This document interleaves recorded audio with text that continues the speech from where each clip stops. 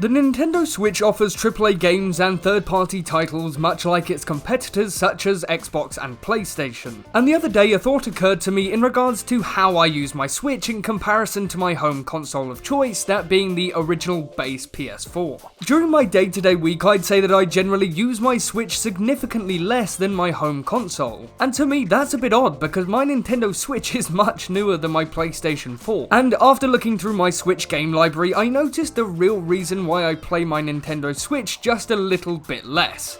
That's because I inadvertently turned it into a retro machine. And no, I didn't tear this thing apart adding a new processor and graphics card. No, I mean I literally just use my Switch for older and or retro games. Now, in comparison to Nintendo's marketing scheme, this is basically the opposite thing you should be doing with your Switch. Rather than buying old games, why not try the new first-party titles, which are advertised very heavily, and I mean they should, they are a business after all. As you have probably gathered, I don't use my Switch in the most conventional ways. Yes, I do play first-party titles like The Legend of Zelda: Link to the Past, Breath of the Wild, and Mario Kart 8 Deluxe. But to be more specific, I use my Switch as a retro Switch.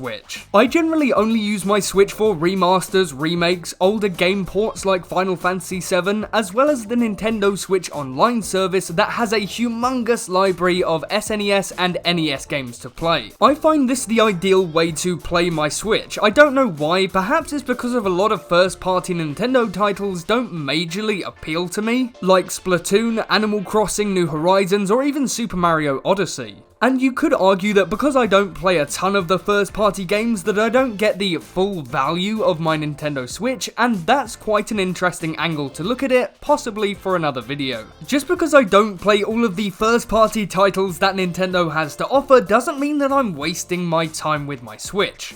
I feel as though much more than with specifically home consoles, that a Nintendo Switch is very personal to each user of the console, as not everyone in the Nintendo-verse loves every first-party title that Nintendo has to offer. And that's why I find myself playing older games that I can download off the eShop, as I don't have access to these retro Nintendo consoles. I just love sitting down and playing my Switch, enjoying some amazing games, much like I assume you the viewer do as well.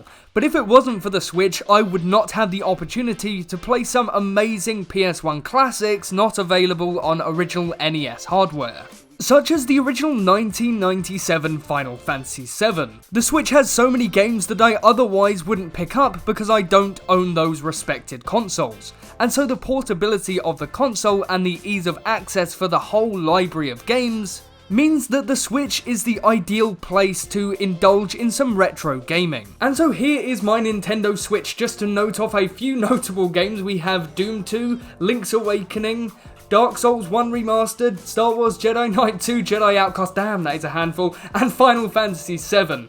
I primarily use this Switch for retro games, however not all of my retro games right now are installed, purely due to the fact that I need a new SSD in my Switch. And if I'm honest, Nintendo Switch's online eShop offers so many games it almost makes the Nintendo Switch feel like a homebrew console. However, I do hope not to see 6 copies of the same game as you would do on a homebrew console. But to be honest, I'm just so glad that the Nintendo Switch is so adaptable to every type of gamer, whether you want to play retro games or even new first-party titles. Nintendo Switch Online is the ideal space for me and my retro Switch. The Nintendo Online games that are available are much more than anyone could ask for. I'm really glad that Nintendo have taken a page out of Xbox's book with their Game Pass and offer tons of games from the classic SNES and NES consoles. And I would say that Nintendo knows what its fan base wants when it comes to playable games on the Switch. Wait, hold on a minute. Didn't Nintendo just remove the limited run Mario 3D All-Star Collection, which now means no one can buy the game anymore? No, I'm not saying that this is the correct way to play your Nintendo Switch, far from it in fact. For me, there is 2 ways to play your Nintendo Switch, and I don't mean literally. I mean in the games that you choose to play. Now, there is the standard Switch way where you buy new Switch games like first-party titles from Nintendo, and my way, which is the retro way where you use your Switch to buy older games that are not easily accessible today. Whilst making this video, I came to the conclusion as to why I use my Nintendo Switch in the way that I do.